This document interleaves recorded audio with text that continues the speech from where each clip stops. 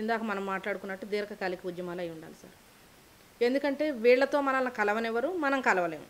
ఇప్పుడు వరకు ఈ ఢిల్లీకి సంబంధించిన ఘటనకు సంబంధించిన డిబేట్స్ కానీ ఏవైతే ఉన్నాయో, దళిత ఆదివాసీ స్త్రీలకు సంబంధించిన మేధావి వర్గం ఏదైతే ఉందో, లేకపోతే సంఘాలకు సంబంధించిన ప్రతినిధులు ఎవరున్నారు, మీకు ఎక్కడా కనిపించరు.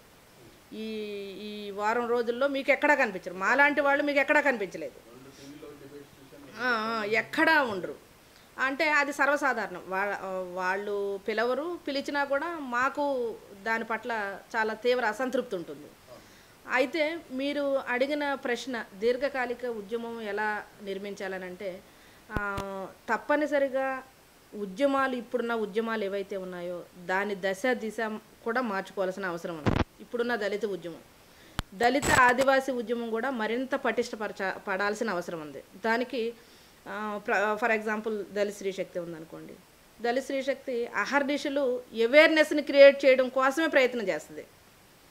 మేము పనిచేసే జిల్లాలో రీసెంట్గా పెట్టిన రథయాత్ర కానీ, దానివల్ల మాకు లాభం ఏంటి అని అంటే, ఎక్కువ శాతం దళిత ఆదివాసీ స్త్రీలు జ్ఞానం లేకపోవడం, వేదనలు కలగడానికి గల కారణం దేని పట్ల జ్ఞానం లేకపోవడం, దేని పట్ల కూడా జ్ఞానం లేదు.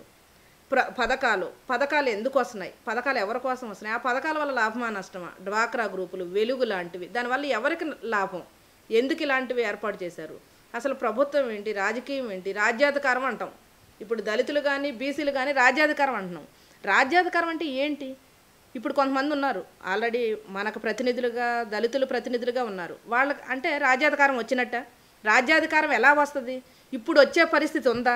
రాజ్యాధికారం కోసం ఎలాంటి జ్ఞానాన్ని సంపాదించాలి, ఎలా చైతన్యపడాలి, పల్లెలు లేకపోతే దళిత వాడలు, స్లమ్స్ చైతన్యపడాలంటే అక్కడ వాస్తవ పరిస్థితుల్ని ఎలా అధ్యయనం చేయాలి, వాళ్ళకి ఎలా తెలపాలి, ఇలాంటి వాటన్నిటినీ కూడా అంటే మళ్ళీ మూలాన్ని నుంచి ఎక్కడైతే గ్రౌండ్ ఉందో, గ్రౌండ్ రియాలిటీస్ ఏదైతే ఉందో ఆ రియాలిటీస్ నుంచి వాళ్ళని జ్ఞానవంతులుగా, చైతన్యవంతులుగా తీర్చిదిద్దాల్సిన అవసరం ఉంది. దానిలో భాగంగానే దళిత ఆదివాసీ గర్ల్స్ ఎవరైతే ఉన్నారో, పిల్లలు ఎవరైతే ఉన్నారో, ఆ పిల్లలను కూడా సరైన పదంలో వాళ్ళని కూడా ఎడ్యుకేట్ చేస్తే పునాది నుంచే వాళ్ళని సరైన బాట వేయడానికి ఉపయోగం ఉంటుంది.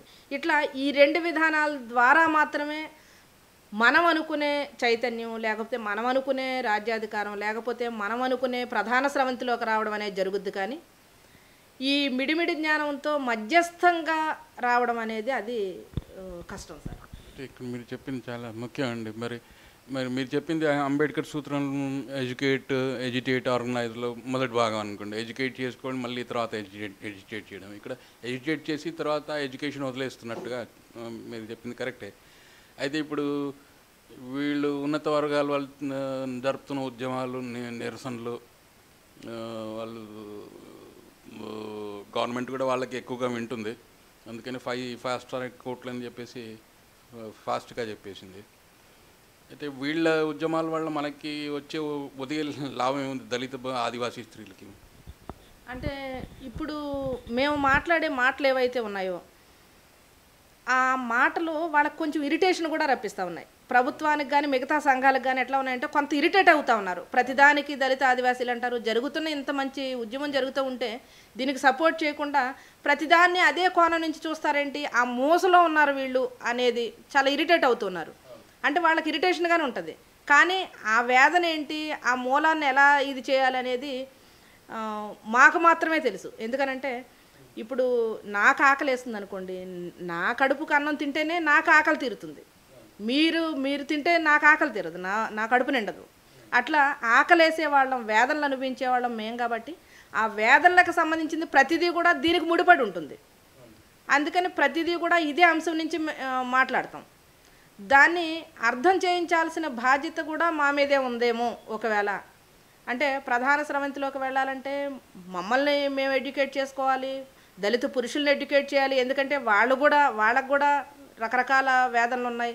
వాళ్ళు కూడా దళిత ఆదివాసీ స్త్రీలను అంగీకరించే స్థాయి లేదు, ఆ సంఘాల్లో కూడా సరైన పాత్ర లేదు. వీటన్నిటినీ మళ్ళీ మేమే గెయిన్ చేసుకోవాలి, అక్కడ కూడా పోరాటం చేయాలి. At the same time feminist ఆర్గనైజేషన్స్లో కానీ మిగతా బయట వాతావరణం, బయట ప్రపంచం ఏదైతే ఉందో దాన్ని కూడా మేమే మలుచుకునే అవసరం మాకే ఉంది. అంటే అదేం చిన్న విషయం కాదు, చాలా పెద్ద పని. కలిసి వచ్చే వాళ్ళందరితోనూ కలిసి చేసుకోవాలి తప్ప ఇంకా మిగతా వేరే భావం కనపడదు. ఇక్కడ ఒక్క నిమిషం ఏంటంటే ప్రధాన స్రవంతి అన్నాం, ఇది కూడా ఒక్కొక్క విధంగా మన మీద ఏది రుద్దబడిన భావమే. ప్రధాన స్రవంతి మైనార్టీలో ఉన్నవాళ్ళు ప్రధాన స్రవంతి అయిపోయారు, మెజారిటీగా ఉన్నవాళ్ళు ఇదే మైనార్టీలుగానే ఉండిపోతారు. అయితే ఇప్పుడు ఈ ఉద్యమం వల్ల ఒరిగే పరిణామాలు ఏమైనా ఇదే ఒక ట్రెండ్ సెట్టర్గా మిగులుతుందని ఉద్దేశం. ఎందుకంటే ఇక్కడ చేసే హక్కుల ఉద్యమాలని అక్కడ కాలు రాస్తున్నారేమో ఈ ప్రత్యేక ఉద్యమాల ద్వారా అని ఒక అనుమానం వస్తుంది. అంటే నిజంగా కాలరాయబడతాయి, అది నో డౌట్ ఎట్ ఆల్. తప్పనిసరిగా మా హక్కుల ఉద్యమాలు ఏవైతే ఉన్నాయో అవి బయటికి వెళ్ళేసరికి అవి రూపాంతరం చెందుతాయి. కానీ తప్పనిసరిగా దీర్ఘకాలికంగా ఒక ప్రణాళికాబద్ధంగా చేసుకొచ్చినప్పుడు మాత్రమే దీన్ని అశేష ప్రజానీకానికి అందించగలం. అంటే దళిత ఆదివాసీ ఉద్యమం లేకపోతే బ్రాడ్ లెవెల్లో చూస్తే, బ్రాడ్ లెవెల్గా మనం ఆలోచించగలిగితే దళిత ఆదివాసీ స్త్రీలు దళిత బహుజనులతో ఎలా కలిసి పనిచేయాలి, ఎలా సంఘాలుగా ఏర్పడాలి, ఎలా చైతన్యవంతం అవ్వాలి, ఎలా కలిసి పోరాటాలు చేయాలి, ఎవరు ప్రాతిపదిక వాళ్ళకున్నా ఎలా కలిసి మొత్తంగా దళిత బహుజనులు కలిసి పనిచేయాలనే దాని మీద దీర్ఘకాలిక ప్రణాళిక ఉండాలి సార్. అది ఇప్పటి వరకు లేదు. ఎవరికి వాళ్ళు మాట్లాడుతూ ఉన్నారు కానీ దానికి దీర్ఘకాలిక ప్రణాళిక లేదు. ఆ ప్రణాళికని తప్పనిసరిగా మేధావులు అనేవాళ్ళు కూర్చుని దాన్ని ప్రణాళిక చేయాలి. ఊరకనే మాట్లాడి దళిత బహుజనులు ఏకం అవ్వాలని అంటే బీసీలే దళితుల్ని చంపిన సంఘటనలు ఉన్నాయి లక్ష్మీపేట లాంటి చోట. ఈ మేధావులు మాట్లాడేటప్పుడు దళిత బహుజనులు ఐక్యం అవ్వాలంటాం. ఒక చోట వాళ్లే చంపుతూ ఉంటే దళిత బహుజనులు ఐక్యం అవ్వాలంటే ఎలా ఐక్యం అవ్వాలి? కానీ తప్పనిసరిగా రాజ్యాధికారం రావాలంటే ఐక్యం అవ్వాలి.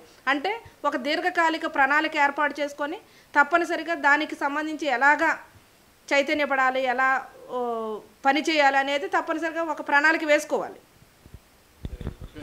ఇది రాజ్యాధికారం మీద ఫోకస్ చాలా ఎక్కువై ఇది ఆర్టిఫిషియల్ అలయన్సెస్ ఏకం అవ్వాలి అని చెప్పడం, బహుజనులు కానీ వాళ్ళ పరిస్థితి బాగాలేకున్నా దళితుల మీద జరుగుతున్న దారుణాల్లో వాళ్ళకి భాగం ఉంది. అయితే మన ఈ పదాలను వదిలేసి దళిత స్త్రీలు వాళ్ళు లీడ్ చేయాల్సిన మూమెంట్ ఇది.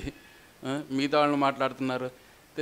దళిత స్త్రీలు కానీ ఆదివాసీ స్త్రీలు కానీ దీన్ని ఎట్లా ముందుకు తీసుకెళ్ళాలి, మరి పురుషులు ఏ విధంగా సహకరించాలి, ఇది ప్రధానమైన ప్రశ్న. దళిత స్త్రీలే లీడ్ చేయాలనేది మటుకు ఎట్లాగైనా ఒప్పుకోవాల్సిన విషయం.